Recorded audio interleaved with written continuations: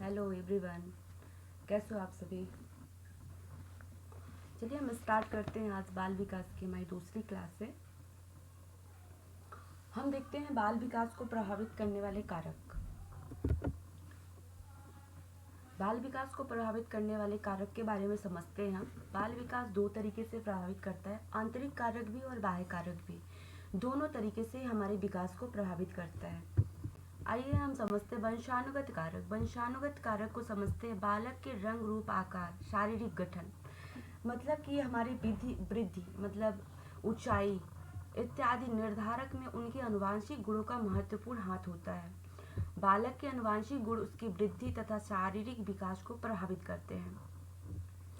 वंशानुगत कारक में जैसे बच्चे के माता पिता हैं, गोरा हैं तो गोरे, और अगर काले हैं तो काले।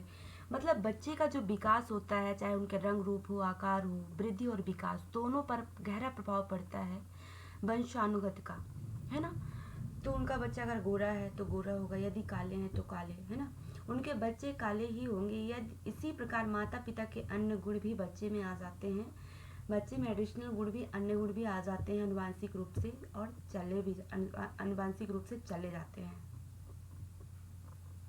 मतलब ये कह सकते हैं कि जब माता पिता जैसे कि बहुत ही ज़्यादा माता पिता प्रतिभाशाली हैं, है ना, और तो ऐसा नहीं है कि उनका बच्चा प्रतिभाशाली ही पैदा हो। कभी कभी ऐसा होता है कि मानसिक रूप से या शारीरिक रूप से कमज़ोर भी हो सकता है, और बहुत अगर मानसिक रूप से माता पिता कमज़ोर हैं तो उनका बच्चा भी प्रतिभाशाली हो सकता है। हम बुद्धि की बात करेंगे अगर, तो बुद्धि हमारे विकास में किस तरीके से प्रभावित करता है, तो हम देखते हैं बुद्धि, इंटेलिजेंस, बुद्धि को अधिगम, योग्यता, समायोजन योग्यता, निर्णय लेने की क्षमता और चलना इत्यादि के रूप में परिभाषित किया जाता है। तो हम कहेंगे बुद्धि, बुद्धि और अधिगम का हमारा सीधा संबंध होता है। जितनी बेहतर अधिगम होती है उतनी ही बेहतर बुद्धि का विकास होता है।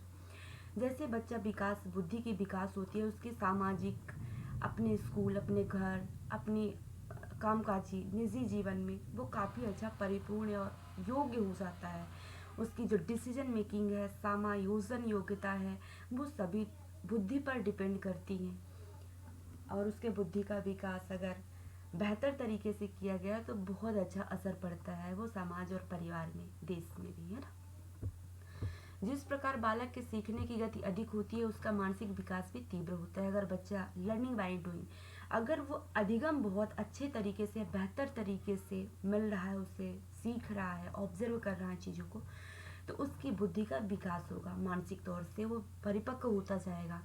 बालक अपने परिवार, समाज एवं विद्यालय में अपने आप को किस तरह समायोजित करता है यह उसकी बुद्धि पर निर्भर करता है। अगर हम ज़्यादा सीखेंगे तो हमारा विकास भी तेज़ी से होगा, और हमारा समाज, परिवार में हम एक अलग अपनी पहचान बना पाते हैं, यानी बेहतर नागरिक के हम कैटेगरी में आ जाते हैं। हम आगे देखते हैं कि हमारे विकास को क्या प्रभावित करते हैं। हमने वंशानुगत कारक पढ़ चुका है। नेक्स्ट देखते हैं संवेगात्मक कारक, मतलब इमोशनल इमोशनल फैक्टर्स। बालक में जिस प्रकार के संयोगों का जिस रूप से विकास होगा वह उसके सामाजिक, मानसिक, नैतिक, शारीरिक तथा भाषा संबंधी विकास को पूरी तरह से प्रभावित करने की क्षमता रखता है। संवेगवाद, बालक का जिस प्रकार संवेग मिलता है ना, जिस तरह की उसके आसपास वातावरण, घर परिवार का, तो उसी तरह से उसका विकास होता है। सामाजिक और उसके नैतिकता में भी प्रभाव पड़ता है। शारीरिक एवं भाषा संबंधी विकास पूरी तरह से प्रभावित होगा। जैसे वो अपने आस पड़ोस की चीज़ों से सीखता है, जो अगर वो अच्छी चीज़ें सीखेगा तो अच्छी चीज़ें डिलीवर भी कर पाएगा, है ना। यदि बालक अत्यधिक क्रोधित या भयभीत रहता है, अथवा यदि उसमें ईर्ष्या या वैमनस्यता की भावना अधिक होती है, या हम समझ सकते हैं कि बालक में अगर मानसिक या शारीरिक दृष्टिकोण से वो कमज़ोर है, या घर का वातावरण सही नहीं है, तो उसके ऊपर जो पड़ने वाला प्रभाव है वह नेगेटिव होगा। जैसे हम कह सकते हैं कि ईर्ष्या एवं वैमनस्यता की भावना आएगी और उस पर प्रतिकूल प्रभाव पड़ेगा, और अपनी चीज़ों को वो इम्पोर्टेंस नहीं दे पाएगा, और गंभीर कार्यों में भी वो ध्यान नहीं देगा। फलस्वरूप उनका मानसिक विकास भी प्रभावित होगा, मतलब उसके विकास में अवरोध पैदा होगा। हम विकास को प्रभावित करने वाले और भी कुछ प्रमुख कारक पढ़ रहे हैं, जैसे उम्र। उम्र हमारे विकास को किस तरीके से प्रभावित करता है, आइए हम समझते हैं। उम्र की बात अगर करें तो कोई भी विकास अपने उम्र पर गहरा प्रभाव डालता है। 1 साल का बच्चा साइकिल चलाना नहीं सीख सकता। मतलब हम कह सकते हैं कि हमारे विकास के लिए सही उम्र का होना आवश्यक है। अगर दूध के दांत बच्चे को स्थायी दांत से पहले आ रहे हैं तो एक सही उम्र पे यानी निर्धारित क्रम पे जा रहे हैं। हमें पहले से ही स्थायी दांत नहीं आ जाएंगे, मतलब उसके लिए हमारे स्थायी दांत होने के लिए हमें उम्र का परिपक्व मतलब उम्र तक पहुंचना, उस सही उम्र तक पहुंचना बहुत ज़रूरी होता है, आवश्यक होता है। हम पोषण की बात अगर करते हैं,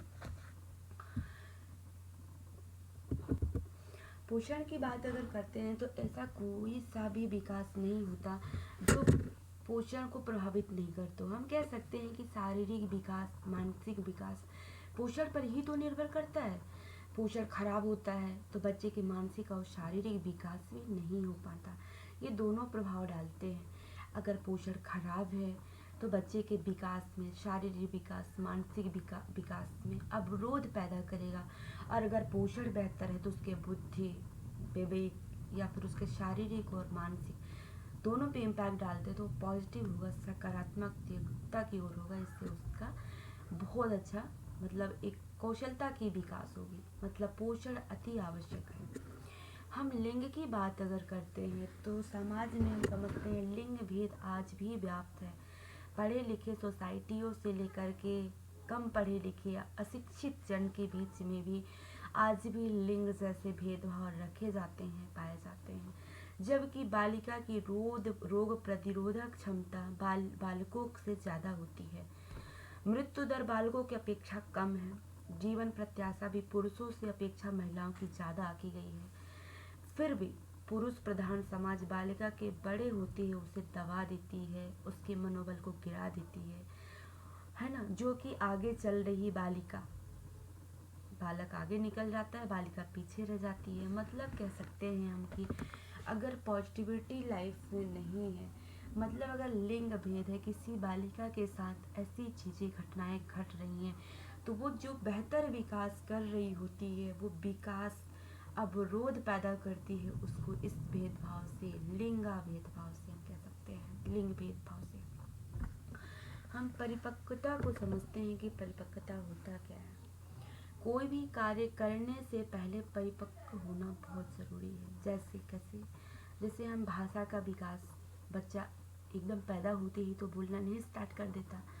उसके विकास के लिए वो पहले चाहता तो है कि मैं बोलूं, लेकिन वो नहीं बोल पाता। बच्चा पैदा होते ही बोलने की कोशिश करता है, पर बच्चा तभी बोलेगा जब उसके स्वर या वोकल यंत्र डेवलप हो चुके होंगे, वो ग्रोथ, वो ऑर्गन्स आ गए होंगे, तब वो बोल पाएगा।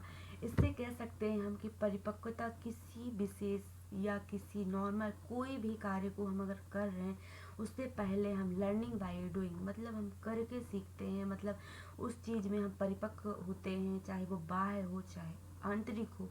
हम दोनों तरीके से अगर परिपक्व है तभी हम किसी चीज़ को कर पाते हैं। हमारे बॉडी का कोई भी ऐसा चीज़ जो कि एक्टिव नहीं है तो वो परिपक्व होने पर वो सही टाइम पे चीज़ों को एडजस्ट कर लेता है।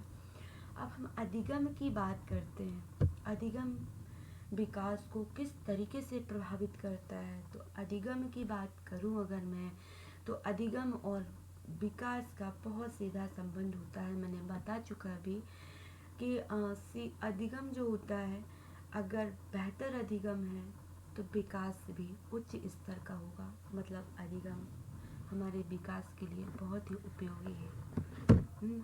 हम आगे की तरफ देखते हैं। वंशानुक्रम के बारे में हम पढ़ चुके हैं। वंशानुगत हमारे माता पिता की चीज़ें हमको प्रभावित करती हैं। जैसे लाइक हम समझ लेते हैं कि किसी को बीमारी है, किसी के माता पिता को एड्स या HIV या फिर हीमोफीलिया, ये होते हैं वंशानुक्रम, ये वंशानुगत बीमारी पाई जाती हैं। तो ये बच्चों को भी प्रभावित करती हैं और बच्चे के विकास के लिए भी प्रभावित होती हैं कि अगर प्रतिभाशील अगर माता पिता हैं, उनका कलर कैसा है, वो सारी चीज़ें बच्चे को प्रभावित करते हैं। वातावरण की अगर हम बात करें, वातावरण की बात करते हैं अगर, हाँ वातावरण, जैसे कि घर का वातावरण बहुत ही इम्पोर्टेंस होता है, जो कि हम आखिरी में पढ़ेंगे। तो वातावरण हमारा क्या होता है, एक बच्चे के वातावरण की अगर हम बात करें तो बच्चे का वातावरण उसका घर होता है, वो घर से सीखता है, अपने माता पिता से सीखता है, अपने भाई से, अपने बहन से, और अपने पड़ोसी से, और अपने जो भी आना जाना होता है उसके घर में, या फिर स्कूल जाता है जो उससे दोस्त मिलते हैं, मित्र मिलते हैं, उनसे सीखता है, और अपने टीचर से सीखता है। यही एक बच्चे का वातावरण होता है। और ये वातावरण, ये एटमॉस्फेयर अगर पॉजिटिव और स्वच्छंद वातावरण में पल रहा बच्चा, हमेशा अच्छे इंसान या बहुत अच्छे नागरिक बनने की प्रेरणा मिलती है उसे, और बहुत बढ़िया विकास होता है। हम अगर शिक्षा की बात करें तो शिक्षा हमारे लिए बहुत ही इम्पोर्टेंस है, सभी के लिए बहुत इम्पोर्टेंस, बहुत महत्व रखता है, वो चाहे सामाजिक क्षेत्र में हो, राजनीतिक क्षेत्र में हो, शिक्षा जगत में हो, सभी क्षेत्रों में शिक्षा का बहुत बड़ा योगदान है। तो हम कह सकते हैं कि शिक्षा, शिक्षित व्यक्ति हमेशा उसकी डिसीजन मेकिंग, उसका सामाजिक विकास, उसका परिवार का विकास, उसका एजुकेशन बेहतर तरीके से होता है, क्योंकि वो समझ पाता है। शिक्षा एक ऐसी चीज़ है जिससे हमें ऊर्जा देती है चीज़ों को करने की। तो शिक्षा अति महत्वपूर्ण है हमारे विकास के लिए। अगर अध्यापक की हम बात करते हैं कि अध्यापक कैसा होना चाहिए, तो अध्यापक की अगर बात करें तो अध्यापक तानाशाही या प्रजातंत्र होना चाहिए। तो हम कहेंगे हमेशा प्रजातंत्र होना चाहिए, क्योंकि नई शिक्षा नीति 2005 के अनुसार नई शिक्षा नीति में टीचर को, शिक्षक को प्रजातांत्रिक होना चाहिए। अगर प्रजातांत्रिक सोच वाले टीचर हैं, अब हमें अपनी सोच रखने का अवसर देते हैं, हमें अच्छे नागरिक बनने की प्रेरणा मिलती है उनसे। अगर तानाशाही शिक्षक है तो वो हमें अपना अवसर, अपनी सोच रखने का मौका नहीं देगा, जिससे हमारे सीखने में अवरोध पैदा होगा। अध्यापक की हमारे विकास में अहम भूमिका होती है।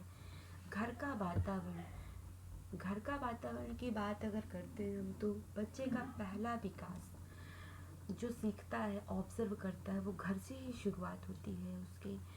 तो घर का वातावरण अगर अच्छा है, अपने मम्मी से, पापा से, अपने माता पिता, भाई बहन, जिनसे वो सीखता है, घर में माहौल हेल्दी है, खुशनुमा है, तो बच्चा का जो सीखने का जो क्रम है वो तेज़ी से होगा, अवरोध पैदा नहीं होगा उसमें। इसलिए हम कह सकते हैं कि घर का वातावरण बहुत मस्त है विकास के लिए, और विकास जीवन पर्यंत होता है। इसलिए घर का वातावरण अगर संतुलित और हेल्दी है तो वो सीखने में बहुत मददगार साबित होता है। इसलिए विकास पर घर का वातावरण अहम भूमिका निभाता है। हम संस्कृति की बात करते हैं अगर, कि विकास किस तरीके से विकास पर प्रभाव डालता है, तो हम संस्कृति को समझेंगे।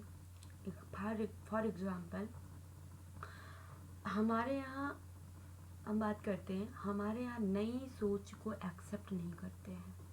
हमारे इंडिया के जो भी समाज हैं, नई सोच को जल्दी एक्सेप्ट नहीं कर पाते। परंपरावादी या रूढ़िवादी जो चलते आई हैं सदियों से, उस चीज़ को वे एक्सेप्ट करते हैं, मानते हैं, उसी को सच मानते हैं। प्रैक्टिकली अगर जेन्युइन सच भी है तो उस चीज़ को एक्सेप्ट करने में उन्हें बहुत दिक्कत होती है। इससे हम कह सकते हैं हमारे यहाँ नई सोच को वरीयता नहीं देते हैं। इसलिए विकास संस्कृति पर प्रभाव पड़ती है। अच्छी संस्कृति और स्वच्छंद वातावरण मानव जीवन के लिए बहुत उपयोगी है, बहुत ही विकास हित में है। अगर हम प्रजाति की बात करते हैं तो प्रजाति हमारा गोरे या काले से नहीं बताया गया है यहाँ।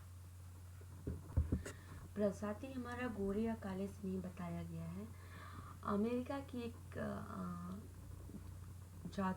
प्रजाति है अमेरिका की, जिनको हम निग्रो कहते हैं अपने भाषा में, उनको श्वेत श्वेत प्रजाति हम कहते हैं। और एक वही की अश्वेत प्रजाति पाई जाती है जिसे हम कह सकते हैं अस्ट्रोलिएट।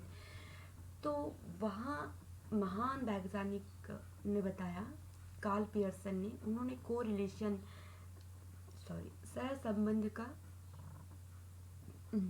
सहसंबंध का डेफिनेशन, सिद्धांत भी दिया है उन्होंने। बुद्धि परीक्षण के दौरान उन्होंने चौंकाने वाली बात निकल के सामने आई है कि अश्वेत प्रजाति जो अस्ट्रोलिएट थे उन्हें कम अंक दिया गया है। इसलिए हमारे विकास में ये काफ़ी प्रभावित होती है ऐसी सोच, ऐसी विचारधारा। अब हम उम्र के बच्चे की बात करते हैं। जब बच्चे का विकास होता है, ग्रोथ कर रहा होता है, लर्निंग बाय डूइंग, वो करके सीखने की कोशिश कर रहा होता है, तो हम उम्र बच्चों से टकराता है, तो हम उम्र बच्चों से जो सीखता है उसके विकास में काफ़ी प्रभावित करता है। अगर हम उम्र बच्चों से वो मिलता है, उनके घर का वातावरण, आस परिवेश या माहौल से जो बच्चे सीखते हैं, वो बच्चा उन्हीं चीज़ों को आपस में सीखते हैं एक दूसरे से। मतलब वो आप अच्छे बच्चों से टकराता है तो वो सही मार्गदर्शक यानी विकास के अवरोधक नहीं, सकारात्मक पहलू को टच करता है। अगर नेगेटिविटी आती है तो वो विकास में अवरोध पैदा करता है। हम आगे देखते हैं बाल विकास के सिद्धांत में लेव वाइगोत्स्की के अनुसार इन्होंने सिद्धांत दिया है विकास के लिए। आइए हम समझते हैं। सामाजिक सांस्कृतिक विकास, सामाजिक संरचना या रचनावाद का विकास, सामाजिक संज्ञानात्मक विकास का सिद्धांत, सामाजिक अंतःक्रिया का विकास का सिद्धांत। तो हम सबसे ये समझेंगे जो सामाजिक है, सामाजिक अगर हम ये हटा देते हैं तो ये हमारे सारे सिद्धांत हो जाएंगे पियाजे के। हम वाल्मीकि जी के जो सिद्धांत का पासवर्ड है वो है सामाजिक। मतलब हमारे कहीं भी क्वेश्चन पेपर में अगर ये चीज़ आते हैं सामाजिक लगा है और सेम टू सेम वही चीज़ है, तो हमें बिल्कुल यहाँ समझने में देरी नहीं करना है कि ये किन के सिद्धांत है, तो हम समझ जाएंगे वाइगोत्स्की जी के सिद्धांत है। आइए हम इससे बात करते हैं आगे।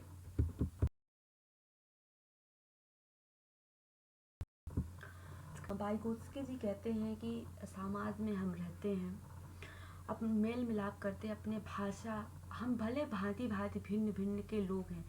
अगर अड़ोसी हैं, पास पड़ोसी अड़ोसी होते हैं, जो नेबर होते हैं हमारे, हम उनसे बातचीत रखते हैं, अपनी सोच रखते हैं, मिलते जुलते हैं। इससे हमारे जो कल्चरल होता है, जो विकास होता है एक दूसरे से, वो सीखते हैं और हमारा विकास होता है इससे भी।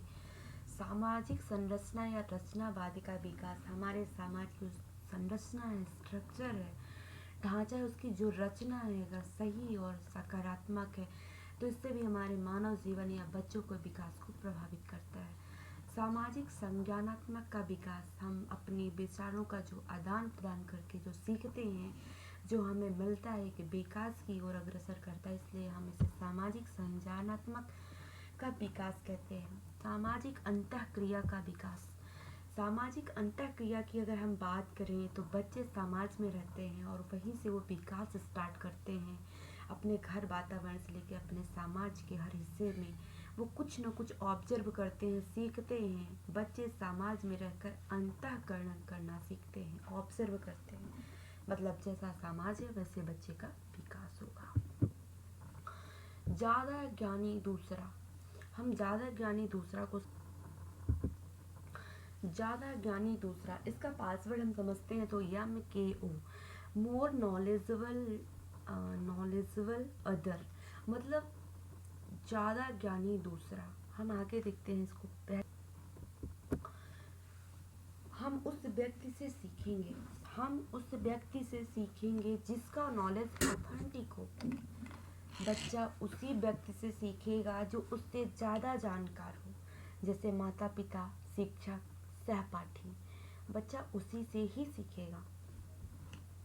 हम आगे की बात करते हैं। संभावित नज़दीकी या सीमित विकास क्षेत्र, इसको समझते हैं ये क्या है। इसको हम ZPD भी कहते हैं।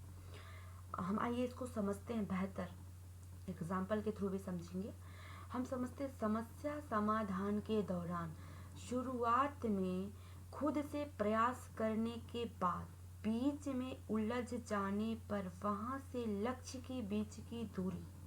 हम समझते हैं फिर से, बीच में उलझ जाने पर वहाँ से लक्ष्य के बीच की दूरी यानी खाली स्थान, खाली क्षेत्र जिसमें बालक की सहायता किसी वयस्क द्वारा की जा रही है, उसी को हम ZPD कहते हैं। लाइक हम फॉर एग्जाम्पल, जैसे हाथी का खिलौना है, उसे कोई बालक जोड़ता है जिसमें उसके गलत किया और किसी वयस्क द्वारा वो गलती ठीक किया गया, मतलब वही खाली क्षेत्र ही सहायता वयस्क के द्वारा जो भरी जा रही है उसी को हम ZPD कहेंगे।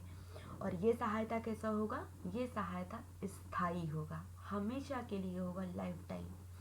अब हम इसके फोल्डिंग की बात करते हैं तो सेम अपोजिट थोड़ी सी गलती है। जैसे कि हम कह सकते हैं समस्या के दौरान शुरुआत में ही जो आप मदद करते हैं, जो हेल्प करते हैं, उसी को हम कहेंगे इसके फोल्डिंग। ये अस्थाई होता है। इसका यानी आप जो बच्चे को बता रहे हैं ये अस्थाई होता है। आगे हम आगे समझते हैं। भाषा विचार से पहले, मतलब वाइगोत्स्की जी कहते हैं कि भाषा पहले होता है, विचार बाद में। हम समझते हैं कैसे? विचार तो पहले पैदा नहीं हो जाता है बच्चे में, पहले भाषा ही होता है। तो हम कह सकते हैं कि भाषा का विकास रुदन या क्रंदन से स्टार्ट होता है। जब बच्चा बोलने की कोशिश करता है तो वो बोल नहीं पाता स्पष्ट, तो हम कह सकते हैं कि वो जो चिल्लाता है उसको कहा गया है रुदन और क्रंदन। यानी भाषा तो है पर विचार नहीं। विचार तभी प्रकट होगा जब उदय होगा शाब्दिक भाषा, मतलब वो जब बोलना स्टार्ट कर देगा तब विचार भी पैदा हो जाएंगे। हम आगे की ओर समझते हैं बच्चे का खुद से बातें करना। बच्चे खुद से भी बातें करते हैं। बच्चे के हाथ में आप खिलौना दे दो, उसको गिराएगा, उठाएगा, ये करेगा, वो करेगा, ये कलर अच्छा नहीं है, ऐसा है। तो बातों के दौरान वो अपनी योजनाएं बनाता है बच्चा खुद भी, है ना। अब आगे हम देखते हैं वाइगोत्स्की की प्रसिद्ध बुक लैंग्वेज एंड थॉट है तथा उनके विचार में खेल महत्वपूर्ण स्थान है। हम कह सकते हैं तो आज की क्लास यही ख़त्म होती है गाइस। कैसी रही क्लास कमेंट सेक्शन में ज़रूर बताएं और प्लीज़ मेरे चैनल को लाइक और सब्सक्राइब ज़रूर करें।